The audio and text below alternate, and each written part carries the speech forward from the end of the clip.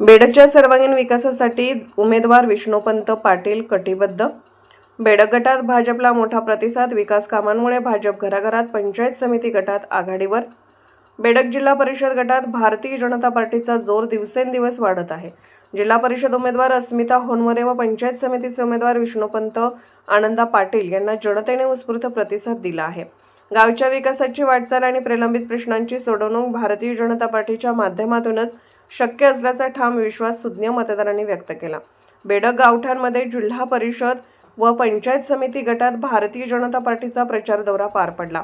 बेडगसह परिसरात ग्रामस्थांचे मूलभूत प्रश्न सोडवण्याचा वेगवान प्रयत्न आणि माजी पालकमंत्री सुरेशभाऊ खाडे यांचे व्हिजन डोळ्यासमोर ठेवून जनमानसात सकारात्मक दृष्टिकोन वाढत आहे। ग्रामीण भागातील ग्रामस्थांच्या भविष्यासाठी विश्वासार्ह नेतृत्वाची गरज असल्याचे नागरिकांतून बोलले जात आहे।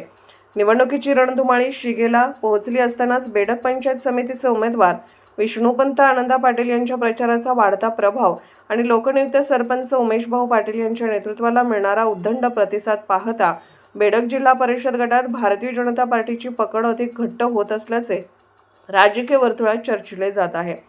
तळागाळातील नागरिकांसाठी सातत्याने काम करणे आणि सर्वसामान्य जनतेच्या अडीअडचणी सोडवण्यासाठी विष्णुपंत आनंदा पाटील यांचा नेहमीच पुढाकार असतो। जागतिक महामारी कोरोनाच्या काळात त्यांनी केलेले सामाजिक कार्य लेखणीजोगे आहे। बेडगच्या सर्वांगीण विकासासाठी सक्षम नेतृत्वाची गरज असल्याचे अशोक ओमासे यांनी सांगितले।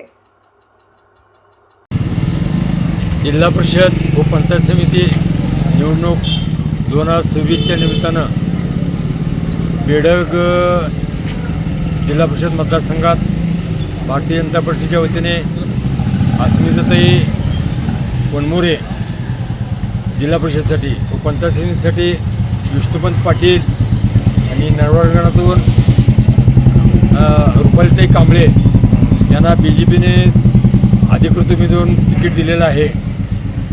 या मतदारसंघात म्हणण्यापेक्षा मिरज पूर्व भागात दुष्काळ भागात सगळ्या लोकांनी अनुभवला आहे। पण गेल्या 15 ते 20 वर्षात BJPच्या माध्यमातून कार्यसम्राट आमदार सुरेशभाऊ खाडेच्या माध्यमातून इतका विकास म्हणण्यापेक्षा आम्ही 50 वर्ष राजकारणात आहे। पण मुरमाच्या 4 पाट्या टाकायच्या म्हटलं तर प्रत्येकाच्या तोंडाकडे बघायची वेळ होती। पण गेल्या 2009 पासून वाडीवस्तीचे रस्ते घ्या, गावातली मंदिर घ्या, समाज मंदिर घ्या, स्मशानभूमी घ्या आणि विकास फक्त आणि सुरेशभाऊंनी 2014ला सांगितलं होतं मिरज पूर्व मागणीमुक्त मतदारसंघ करू आणि आता यात अजून त्यांना 4 वर्ष अवधी आहे।